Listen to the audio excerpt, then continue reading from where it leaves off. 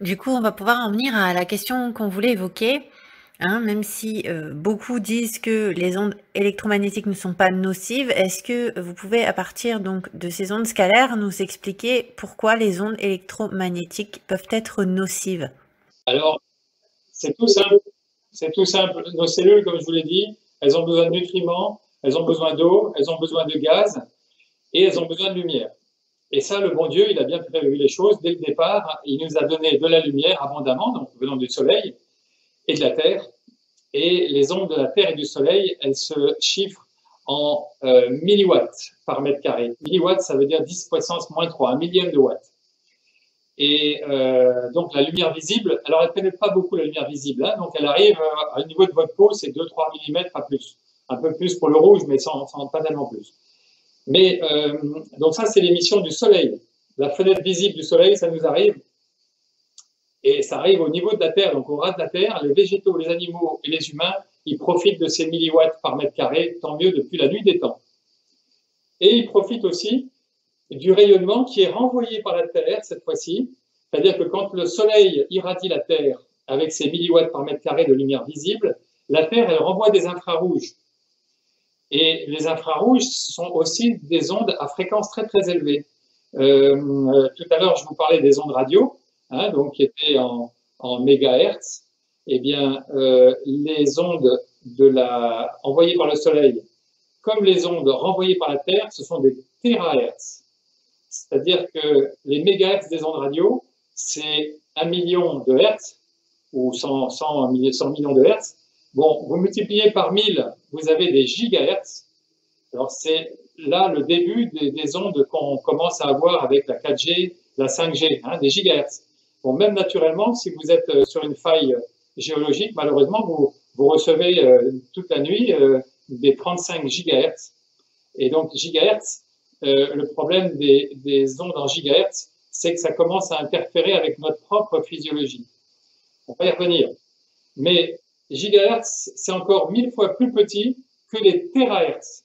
Vous voyez, donc, ils sont plus hautes encore en fréquence. C'est-à-dire que ce sont des ondes qui portent encore plus d'énergie que les ondes qui nous viennent de la Terre et du Soleil. Beaucoup d'énergie venant de la Terre et du Soleil. C'est pour ça qu'il ne faut pas trop s'exposer trop longtemps aux radiations du Soleil, parce que sinon vous brûlez tout simplement. Hein. Comme vous ne les absorbez pas beaucoup, elles font vite de la chaleur et vous brûlez.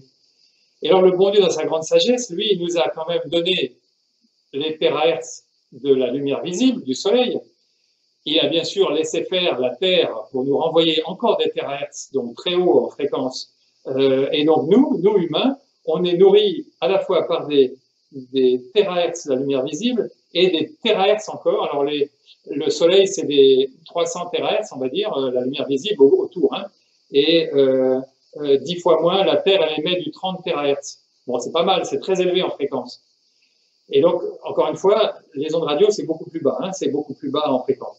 Mais comme je vous parlais de la sagesse du bon Dieu, c'est que lui, venant du Soleil et du cosmos en général, il a bloqué toutes les autres ondes. C'est-à-dire qu'à la surface de la Terre, on a une couverture, un manteau, une stratosphère qui, sur 50 km, nous bloque toutes les autres ondes que cette lumière visible qui arrive en milliwatts par mètre carré. Et donc, bien sûr, sous le manteau, on a des retours infrarouges de la Terre. Et ça, bon, on ne peut pas y échapper. Ça vient de la Terre, mais c'est beaucoup plus bas que la lumière visible du Soleil. Alors, le bon Dieu, donc, la nature, si vous voulez, a bloqué tout ce qui est micro-ondes, tout ce qui est gigahertz, etc. Sauf, il a réautorisé l'arrivée au ras du sol des ondes radio. Mais attention, les ondes radio, il les a autorisées, la nature les autorise, non pas à 10-3 comme les ondes visibles, 10-3 milliwatts, donc watts par mètre carré, mais à 10-9, c'est-à-dire on n'est plus en millième de watt, on est en millionième de watt par mètre carré. Donc toute petite quantité, toute petite quantité d'ondes radio que l'on peut capter venant du cosmos au ras du sol. Ça, c'est le schéma jusque la nuit des temps, donc des millions d'années, l'homme de Cro-Magnon, etc., Jésus-Christ, moi, il y a 2000 ans, les Indiens, la Ayurveda, la médecine chinoise, tout le monde jusqu'à aujourd'hui, jusque 1900, aïe aïe aïe, avec Tesla, justement, on en parlait avec Marconi, l'homme commence à communiquer avec des ondes radio. Et alors là, le brouillard naturel, qui était donc du millionième de watt, devient se multiplie par 100, par 1000, par 1 million. Aujourd'hui, on est à plus de 1 million de fois le brouillard naturel qui existait en 1900, ne serait-ce qu'en 1900. 1900, c'était vos arrière-grands-parents. Ils n'étaient pas construits différemment de vous. Donc, vos arrière-grands-parents, ils avaient la même physiologie, certainement plus résistants que vous aujourd'hui. Mais bon, ils avaient aussi 1 million de fois moins d'ondes radio dans leur environnement, surtout en ville. 1 million de fois, vous m'entendez? 1 million de fois. Ça veut dire que la vie. Ah ben oui, alors ça c'est la 4G aujourd'hui, avec la 2G, la 3G, la 4G. On a, comme je vous le disais, ils ont choisi les ondes spirales, ils ont choisi les ondes sinusoïdes pour communiquer entre deux téléphones. Et c'était pas la bonne solution, il fallait choisir les ondes spirales. Ah ben oui, il fallait prendre les ondes spirales, mais comme ils les ignoraient, eh ben ils les ont pas choisies, parce que pour communiquer d'un point à un autre, ce sont les ondes spirales qu'il faut choisir. Comme ça, vous n'avez pas de pollution entre le point. Et en plus, c'est plus rapide, il n'y a pas de déperdition, et donc c'est top, quoi. Bon, sur le plan commercial, il faut simplement faire que l'abonnement du type qui reçoit et l'abonnement. En bref, c'est une histoire commerciale.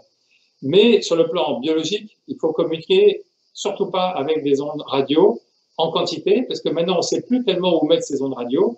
On essaie d'utiliser telle bande passante, telle bande haute. Alors, il y a l'armée, il y a les satellites civils, les satellites militaires qui communiquent. Tout le monde, la télévision qui communique. Tout le monde sur les bandes passantes radio.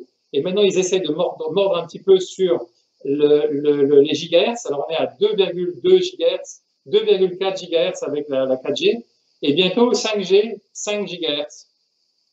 Parce que en dessous de 5 gigahertz, ça passe facilement les murs dans les bâtiments. Donc, vous êtes tranquille, ça, vous pouvez communiquer, même si vous téléphonez à l'intérieur de votre chez vous, vous pouvez atteindre quelqu'un à l'extérieur, parce qu'il y a des antennes relais, etc. Mais quand vous êtes au-delà, ça communique moins bien.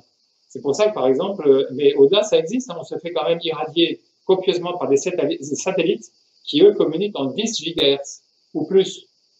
Alors, le problème, c'est que l'eau de notre corps, elle communique, elle fait toute sa communication, elle, entre 20 et 22 gigahertz avec pas mal d'harmoniques, c'est-à-dire entre 2 et 40 gigahertz, disons. Vous pouvez toucher les communications intracellulaires dans l'eau. Une communication qui, je vous le rappelle, n'était pas du tout impactée par des ondes artificielles avant 1900.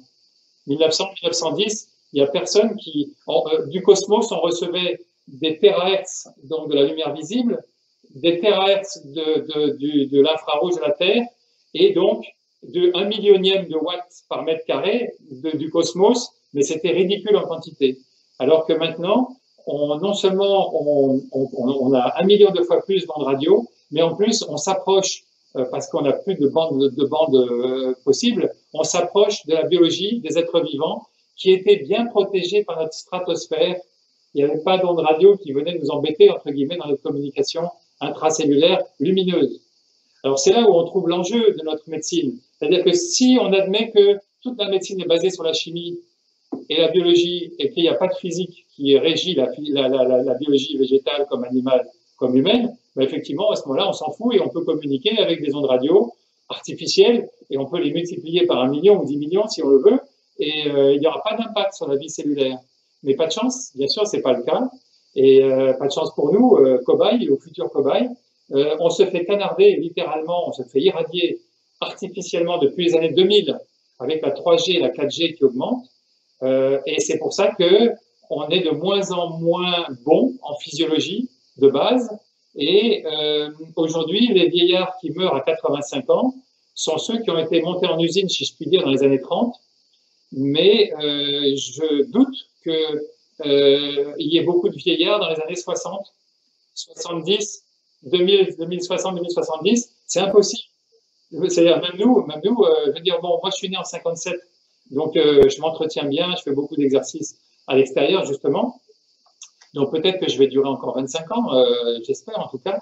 Mais ça dépend de la dose de stress, ça dépend de plein de choses. Hein, mais bon, si on joue le jeu bien comme il faut, alimentation, respiration, hydratation, etc. Donc, si on joue le jeu, on peut faire ça. Mais il faut se soustraire à des sources d'ondes qui vont tellement perturber votre communication cellulaire, surtout avec la communication moderne qui commence sérieusement à perturber et à rentrer dans le champ de la biologie, ce qui n'était pas possible avant 1900, on va dire, eh bien là maintenant vous avez des communications VLAN, donc c'est-à-dire à l'intérieur des bâtiments, à 60 GHz. Donc en tout cas c'est annoncé comme tel, ils font des essais là-dessus, mais pas de chance, 60 GHz c'est la fréquence de l'oxygène dans vos cellules.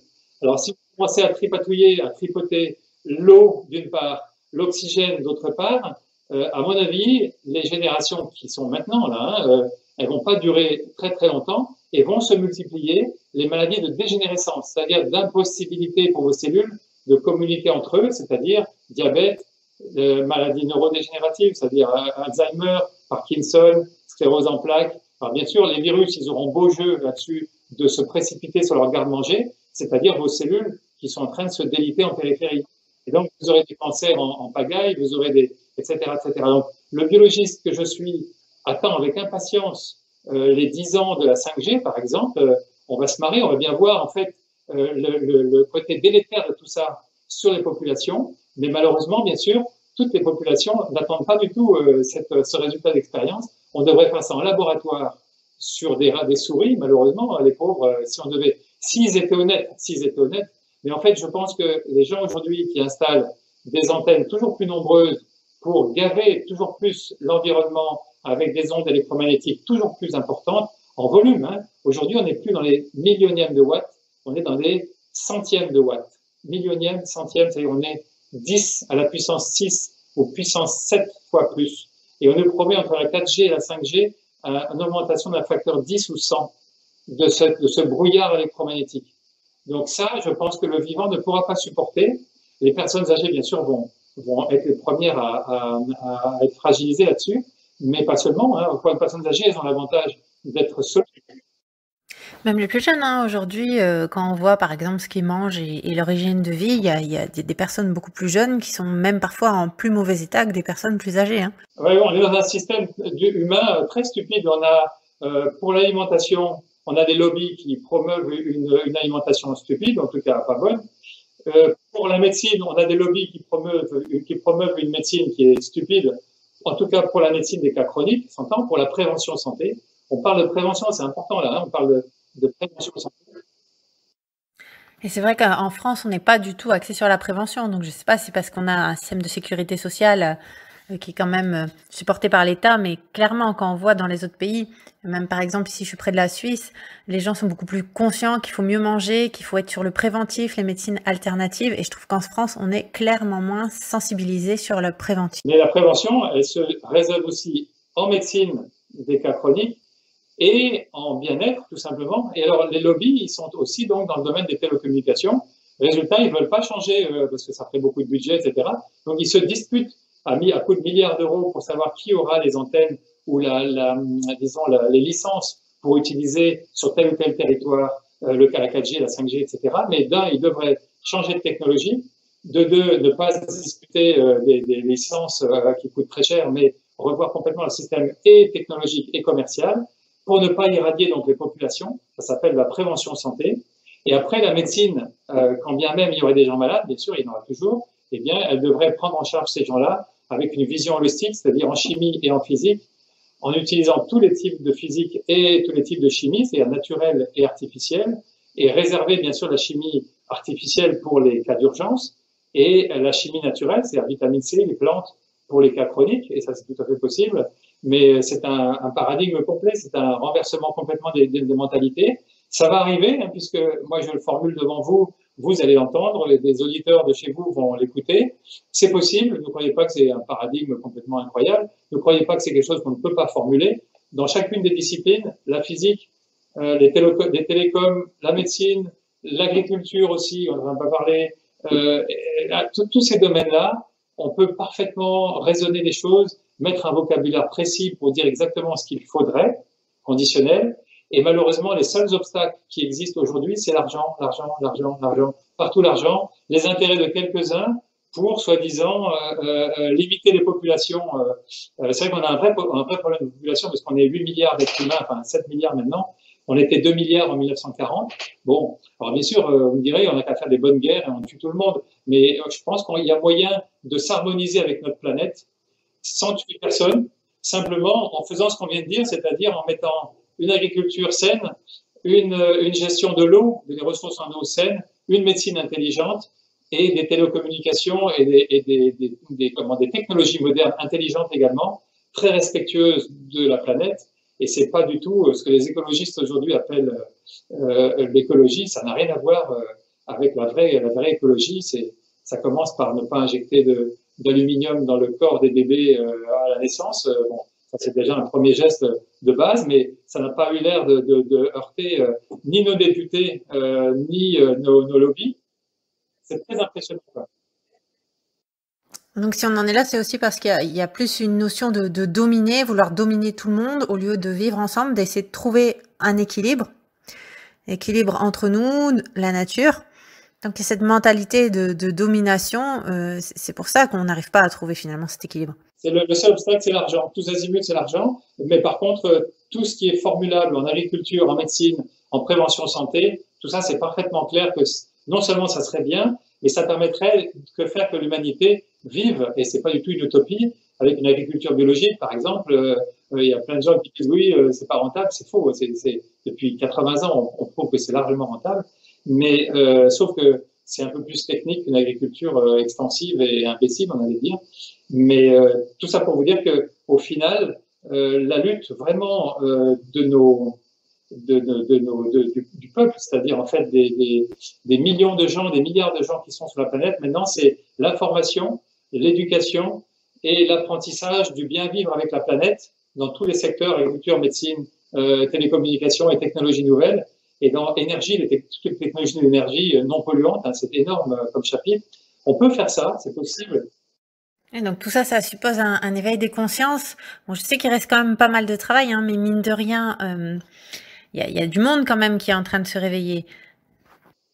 C'est possible. Et à ce moment-là, je suis sûr que l'humanité, de 8 milliards, elle se stabiliserait autour de 5-6 milliards, disons, en équilibre avec tout le monde. Simplement, tout le monde trouverait à manger, tout le monde trouverait à communiquer, tout le monde trouverait à se chauffer, tout le monde trouverait à se soigner à peu de frais. Et donc, tout ce chapitre-là, il faut promouvoir ce rêve, hein, parce que c'est un rêve possible. Je pense qu'on va y arriver parce que là, il y a un réel réveil des consciences qui se fait, même s'il y en a qui sont peut-être réfractaires, qui voudront pas évoluer dans ce sens, mais simplement, c'est clair que là, cette année, c'est vraiment une année charnière, on le sent. Il y a vraiment une lutte entre ceux qui veulent rester sur l'ancien paradigme et ceux qui veulent vraiment changer. Et on va y arriver. Simplement, ici, pour le moment, on est au début. Il faut faire en sorte que ce soit une majorité. Ça, le plus important de votre message, c'est qu'il faut faire en sorte que ce soit une majorité. Et il y aura une période où ça va basculer. Oui, vous y travaillez, bravo et merci. Absolument, c'est vrai, c'est complètement ça.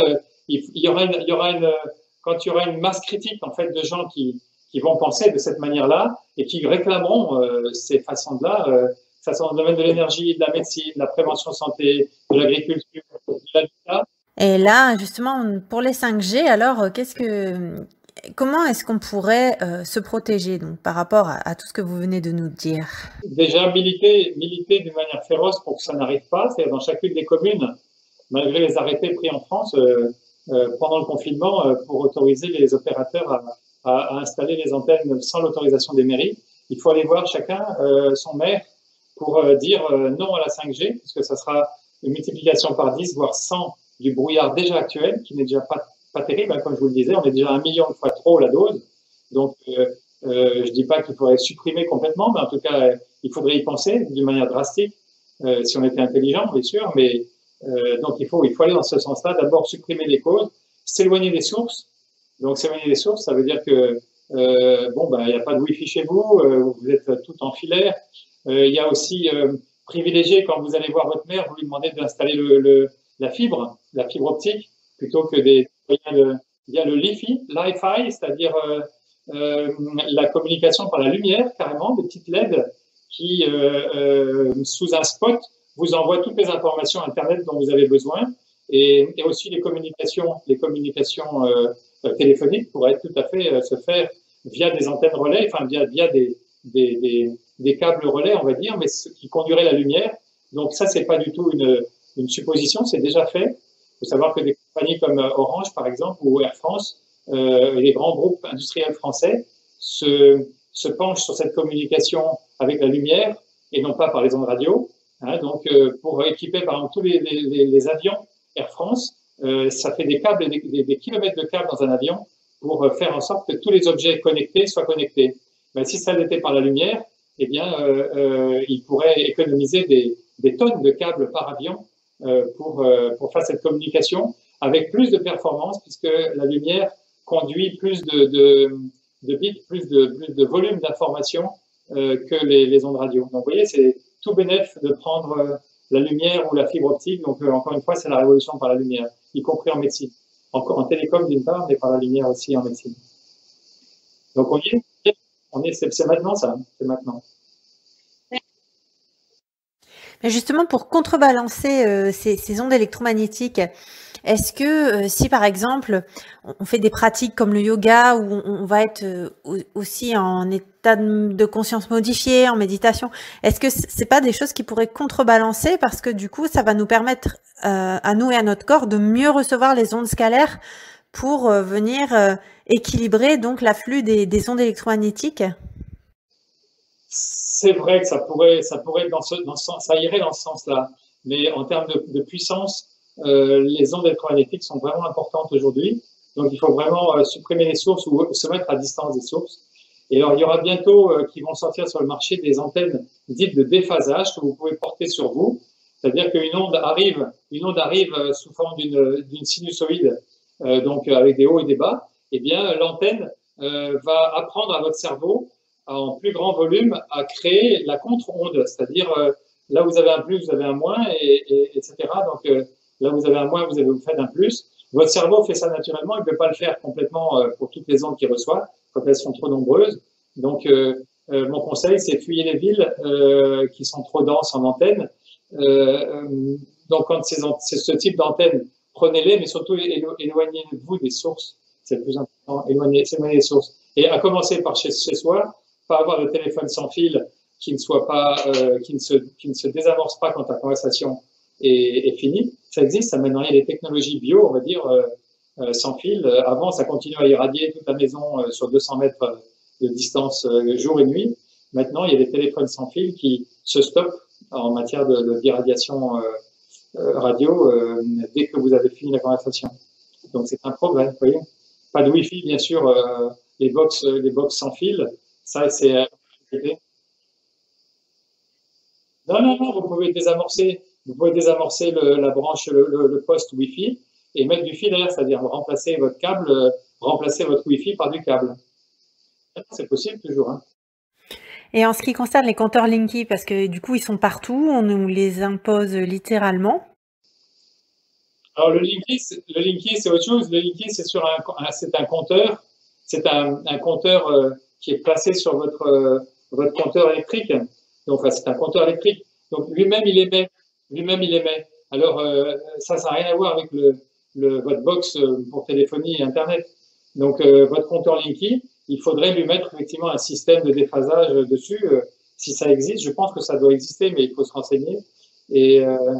Et puis, il faut effectivement neutraliser ça existe, je crois qu'il existe aujourd'hui pour des gens électrosensibles, justement, on leur a installé en plus du compteur Linky des antennes de déphasage sur le compteur ou pas loin, de façon à neutraliser l'émission radio du Linky. Oui, il y a des solutions, mais par flemme ou par paresse, par intérêt aussi, elles ne sont pas jouées systématiquement et les gens après tombent malades.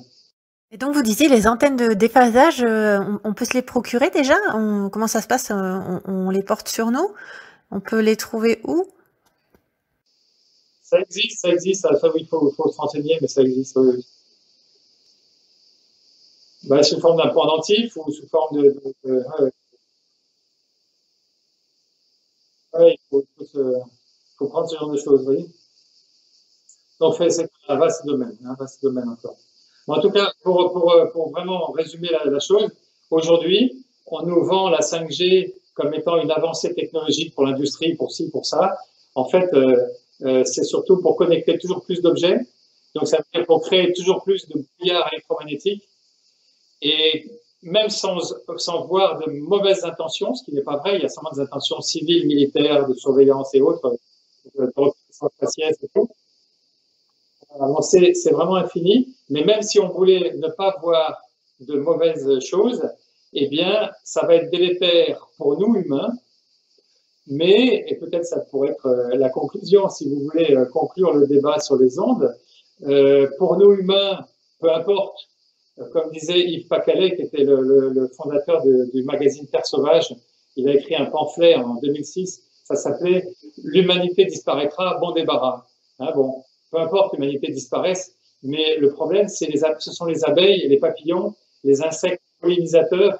Et alors, eux, ils vont disparaître un petit peu avant nous, mais j'espère qu'ils vont se refaire une santé quand on aura disparu, parce que nous, grosses bêtes stupides, on détruit l'environnement à coups d'ondes, mais on est assez stupide, vraiment, parce que c'est vraiment, d'un côté, on injecte de l'aluminium dans nos bébés, dans nos propres bébés, de l'autre, on s'irradie copieusement jusqu'à en mourir, parce que là, c'est ce qui va se passer. À petit feu, peut-être, mais c'est ce qui va se passer. Par contre, les oiseaux, il y a des expériences 5G sur certaines plages de fréquences qui ont été menées en Croatie, en Hollande ou un peu partout. Les abeilles, elles tombent tout de suite. Hein, donc, vous avez des essaims d'abeilles qui tombent foudroyés par la 5G quand vous manipulez certaines fréquences. Ça veut dire que si vous manipulez pas ces fréquences, vous changez d'harmonique et ça sera l'eau des organismes qui va être impactée. La mort sera peut-être plus lente, mais elle va l'être bel et bien parce que c'est pas compatible tout simplement avec nos communications biologiques en interne. Donc, on a beau faire toutes les manœuvres possibles, promouvoir, soi-disant, avoir des écrans magnifiques, dire que industriellement parlant, ça sera génial. En fait, tout ça, c'est faux. On peut très bien se débrouiller avec le brouillard d'aujourd'hui et même en le diminuant, en communiquant avec d'autres types d'ondes, comme on l'a dit, avec le Wi-Fi, avec la fibre, avec plein d'autres choses. Il faut remplacer, bien sûr, ce qu'on veut supprimer, il faut le remplacer par autre chose, hein, c'est clair. Mais il faut arrêter de détruire l'homme. Donc, un homme adulte ou un homme bébé, et l'environnement aussi, parce que, comme le disait Pacalet, l'homme peut très bien disparaître et la Terre ne s'en portera pas plus mal.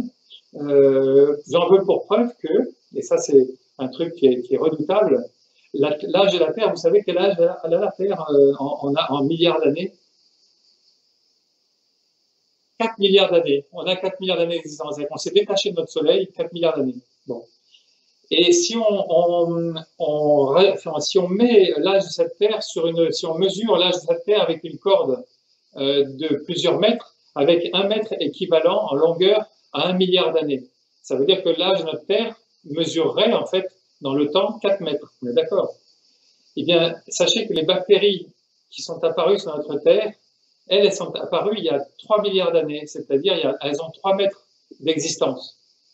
Et vous savez, l'âge de l'homme en apparition sur la Terre, mesuré à cette échelle-là, c'est même pas 1 millimètre.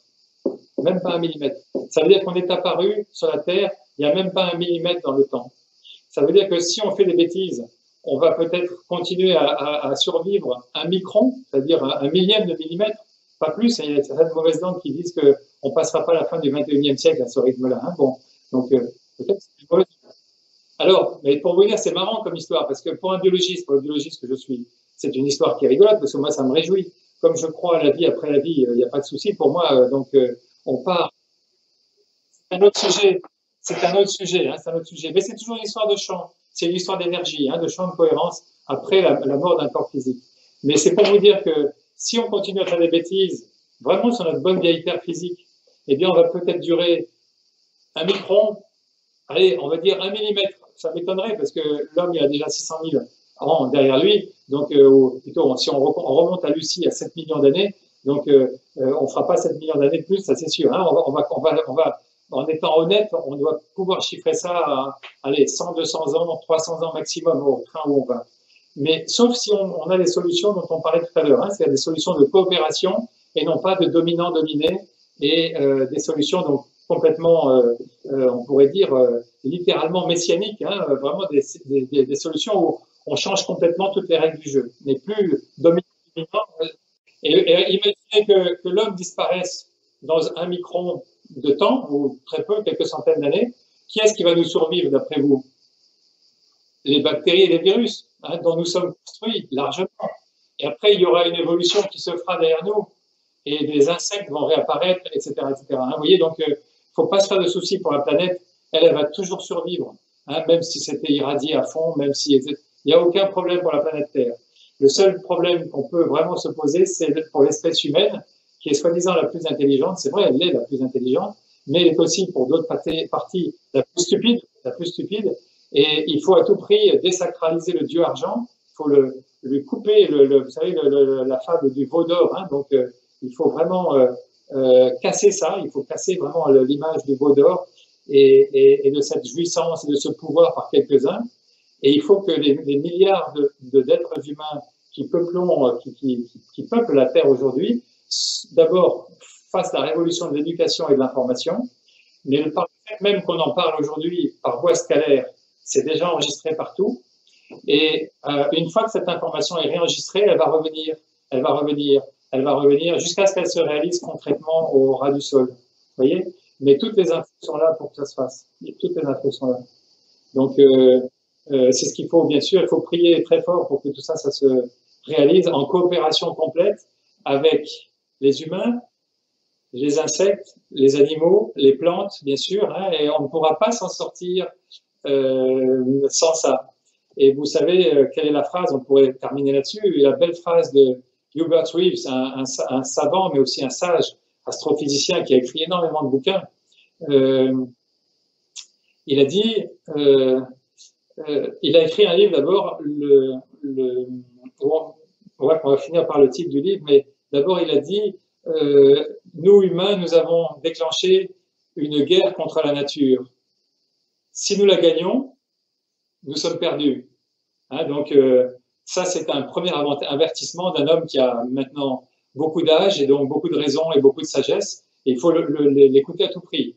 Et il a écrit aussi un message d'espoir dans un livre, en 2013. C'est le titre de son livre. Il dit là où croit le péril, croit aussi ce qui sauve. Alors ça, c'est ce qu'il faut espérer, et c'est ce que vous êtes en train de faire là, en ce moment. Et toutes ces solutions dont on a parlé, elles vont sauver, c'est sûr, elles vont sauver. Parce que les êtres humains qui se détruisent les uns les autres, et peut-être il y aura une ou deux générations comme ça, mais après, ça va dégager rapidement.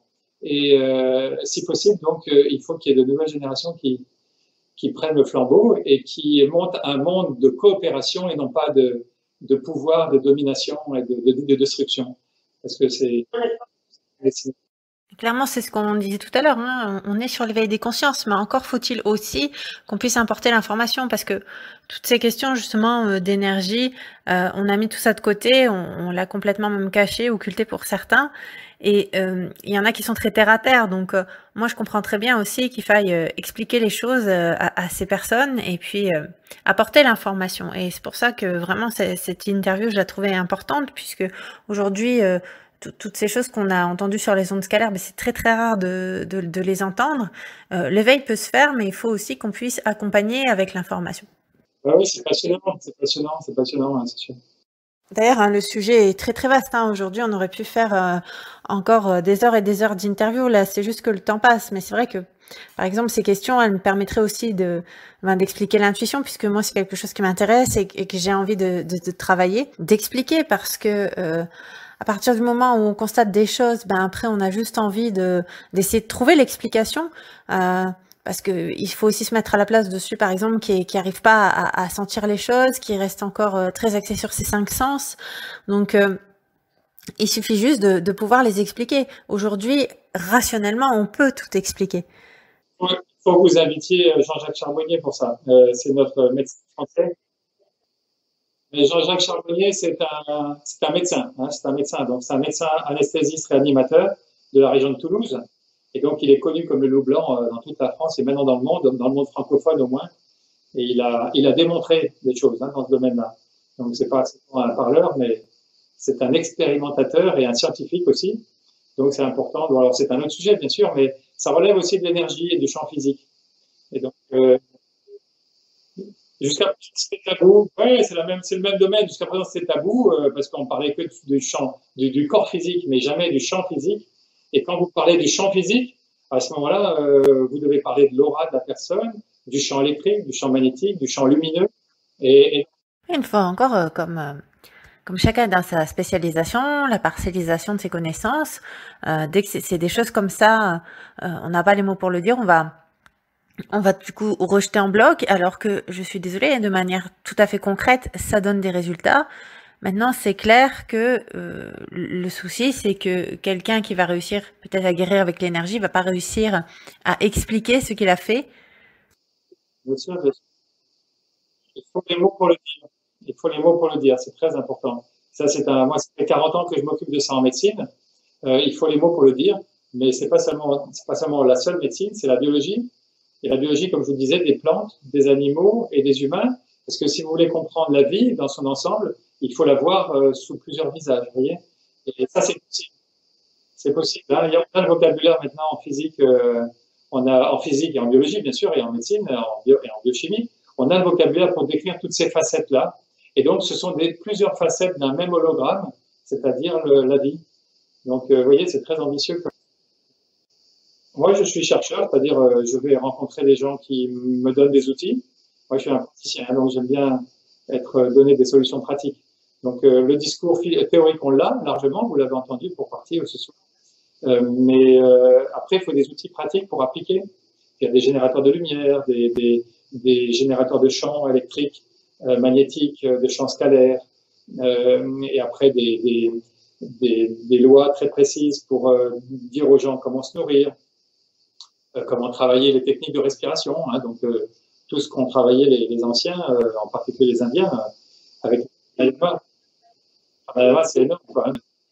Et ce qu'il faut arrêter de dire, c'est que les médecines anciennes sont des médecines traditionnelles, gentillettes, mais sans grand intérêt aujourd'hui parce qu'on a une médecine moderne très performante. C'est très exactement le contraire. En termes de compréhension, la physiologie héritée des médecines anciennes, elle est beaucoup plus performante que la simple physiologie symptôme-antisymptôme de notre médecine d'aujourd'hui, qui est valable pour la médecine des urgences, hein, bien sûr, attention, et la médecine des urgences, mais qui n'est plus valable pour la compréhension du vivant. La compréhension du vivant, ça va bien au-delà, bien au-delà. C'est clair que la médecine qu'on tente aujourd'hui de nous imposer va prendre en considération le symptôme sans envisager la cause. Et moi, personnellement, donc c'est ça que je lui reproche. Moi, je suis plutôt pour une approche justement holistique et puis aussi une diversité parce que justement ce type de médecine qu'on veut nous imposer et c'est pour ça aujourd'hui qu'on monte de la résistance parce qu'on voit clairement ce qui se passe, c'est qu'on veut imposer par exemple une même chimie pour les mêmes personnes alors que on est tous différents en réalité. Ben, il y a des gens qui restent enfermés toujours. Qu'il faut, dans la nature, vous pouvez l'observer, regardez une prairie naturelle de montagne. Vous avez plein de fleurs différentes, plein de graminées différentes, vous avez toutes les couleurs possibles, alors qu'à l'inverse, une prairie, j'allais dire collectiviste, où il n'y avait que de la luzerne, par exemple, ou que du maïs, bah, vous n'avez qu'un seul type de plante. Bon, bah, alors, est-ce que vous pouvez faire un mix des deux? Est-ce que vous devez favoriser la diversité génétique d'un côté et avoir des cultures intensives de l'autre? C'est sûr, vous pouvez faire des cultures intensives, mais ça demande une bonne technique si vous voulez faire ça en bio, c'est-à-dire avec tous les nutriments qu'il faut, des sols enrichis, un bon humus, des bonnes techniques d'irrigation, etc. Donc tout ça, ça s'apprend. Hein, ce sont des outils très très précis. Mais moi, le biologiste que je suis, j'ai eu la chance, c'est un vrai luxe de pouvoir côtoyer des agriculteurs de pointe, d'élite, en biodynamie en particulier, des médecins d'élite aussi, qui sont les médecins qui sont à la fois des urgentistes ou des ex-urgentistes et qui sont aussi soit des homéopathes, soit des phytothérapeutes, soit des acupuncteurs. Et puis, vous avez également des architectes d'élite qui réfléchissent dans l'habitat des gens, comment favoriser justement l'isolation, l'irradiation par les bonnes ondes, les matériaux nobles, etc. etc. Donc, vous voyez, il y a plein de sujets à revoir où à chaque fois, vous avez la même chose, le conflit d'intérêts, entre guillemets, entre le monolithique, la réflexion oui, monolithique et j'allais dire dans une seule direction, axée sur le profit immédiat, pas à long terme. Et puis, vous avez au contraire des approches diversifiées où vous avez la place pour tout le monde, vous avez des coopérations qui peuvent se dessiner et où le biologique, entre guillemets, finit par être beaucoup plus performant que le monolithique parce qu'il est plus intelligent, tout simplement, et il est plus proche de la nature. il faut informer, il faut éduquer et éduquer encore. Et malheureusement, je ne pourrais pas être contredit sur aucun des sujets que j'ai pu aborder avec vous, c'est-à-dire la loi de l'argent dans tous les domaines dont on a parlé, le choix des ondes, de telles ondes, le brouillard augmenté, une médecine qui doit être une médecine des urgences, mais aussi une médecine des cas chroniques, etc., etc. Tout ça, c'est à la fois du bon sens, mais aussi aujourd'hui un bon vocabulaire et des outils, des praticiens qui sont derrière, mais effectivement, il faut qu'ils soient toujours plus nombreux, et ça, c'est le challenge maintenant pour les années qui viennent. Bon courage à tous vos auditrices et vos auditeurs, qu'ils aillent vraiment en mairie militer eux-mêmes à leur niveau, qu'ils créent des potagers, qu'ils s'informent toujours, qu'ils éduquent leurs enfants, etc. Quoi. Mais quand vous dites aller en mairie, ça se passe comment concrètement? On va voir le maire pour lui dire quoi? De lui dire simplement qu'il y a plus de 200 scientifiques du monde entier qui, depuis 3 ans, hurlent leur volonté de demander un moratoire, simplement un moratoire, c'est-à-dire au moins expérimentation en laboratoire sur la 5G. 200 scientifiques, c'est pas moi tout seul qui vous en parle ce soir. C'est pas. Il y a eu de très bons débats devant l'Assemblée nationale par des députés donc qui ont fait un exposé des motifs, mais malheureusement, il n'y a pas eu de loi devant l'Assemblée nationale. Il y a eu assez en fait de députés corrompus ou non informés pour voter en fait oui 5G pour tout le monde, il n'y a pas de souci quoi. Ça veut dire quoi? Ça veut dire que soit ils sont stupides, ce que je pense pas, soit ils sont bien payés, ce que je pense plutôt, achetés. Alors, il faut que ça soit qu'ils soient achetés un par un, c'est ça le problème. Alors on se dit pourquoi? Parce que bon, quand on est député, on est bien payé.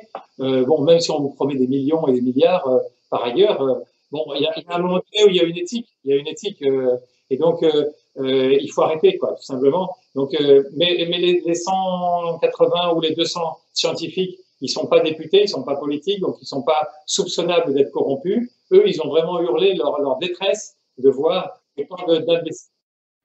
Mais on peut trouver où donc ce manifeste? Il y a des textes, c'est acté? Je vous ai envoyé une lettre. Dans la lettre, il y a un lien. Donc, il faut qu'on aille concrètement en mairie avec donc ce document à l'appui? Oui, en gros, c'est ça. Et puis surtout, lui apporter un document en disant, voilà, vous êtes père, vous êtes grand-père, est-ce que vous voulez vous-même être irradié à mort, au sens strict, ne plus avoir d'abeilles sur votre commune, et fini les papillons, les abeilles, les insectes volants, et ça. Alors, si votre mère dit ah ben non, moi je suis l'avis du gouvernement, etc. Bon ben, vous partez. Et... Par contre, il faut informer la population parce que c'est la population qui élit les maires. Enfin, jusqu'à preuve du contraire, c'est comme ça que ça se passe. Il faut militer au jour le jour, à son échelle, dans sa famille, etc. Donc, il faut vraiment faire tout ça parce que il y a comme ça qu'on va pouvoir diffuser l'information. Donc voici pour cette interview. Comme promis, je vous retrouve donc pour vous rappeler que je vais mettre le document qui a été réalisé par les scientifiques pour ces ondes électromagnétiques ici en descriptif de vidéo. Je pense que vous avez entendu comme moi, les choses sont claires. Je vous invite moi-même donc à essayer d'aller en mairie avec ce document. J'en profite si le sujet vous intéresse pour attirer votre attention sur justement une vidéo que je viens de regarder, une vidéo où Anne-Victoria, avocate, parle des procédures réalisables et elle aussi évoque donc les passages en mairie. Je vous mets le lien de cette vidéo également. Du reste, j'espère que cette vidéo vous a plu. Merci beaucoup et à bientôt pour d'autres vidéos.